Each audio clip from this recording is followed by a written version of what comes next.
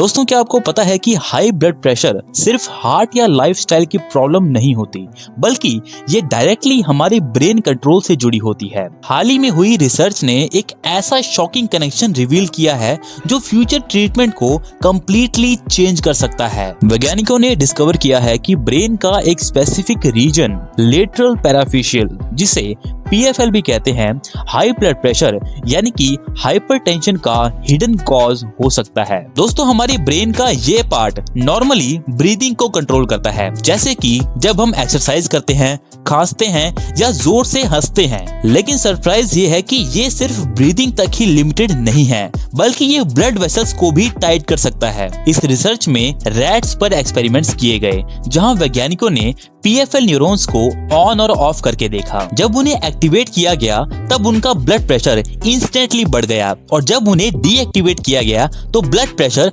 Normal हो गया। जिसका मतलब ये हुआ कि एक छोटा सा ब्रेन स्विच पूरे बॉडी के ब्लड प्रेशर को कंट्रोल कर सकता है। सबसे इंटरेस्टिंग बात ये जानना होगा कि ये सिस्टम कैसे काम करता है। दोस्तों, PFL न्यूरॉन्स ब्रीदिंग पैटर्न को हमारे सिंपैथेटिक नर्वस सिस्टम से कनेक्ट करते हैं, जो कि हमारा फाइट और फ्लाइट मोड होता है। जब ये सिस्टम ओवर एक्टिव हो जाता है तो हमारी बॉडी अननेसेसरीली अलर्ट मोड में आ जाती है और ब्लड प्रेशर बढ़ जाता है। इसी वजह से कई लोग मेडिसिन लेने के बाद भी अपना BP कंट्रोल नहीं कर पाते। और दोस्तों, इस डिस्कवरी का एक और स्ट्रॉन्ग कनेक्शन मिला है स्लीप एपनिया से। दोस्तों, स्लीप एपनिया का मतलब होता है रात के समय ब्रीदिंग का डिस्टर्ब होना, जिसमें ऑक्सीजन लेवल गिरता है और CO2 बढ़ने लगता है, और ये कंडीशन PFL न्यूरॉन्स को एक्टिवेट कर देती है। रिजल्ट, हाई ब्लड प्रेशर का रिस्क और ज्यादा बढ़ जाता है। लेकिन दोस्तों, इसके साथ ही एक गुड न्यूज भी मिली है। वैज्ञानिकों ने हाई ब्लड प्रेशर को ठीक करने के लिए अब एक नया ट्रीटमेंट आइडिया प्रपोज किया है, जिसमें डायरेक्टली ब्रेन को टारगेट करने की बजाय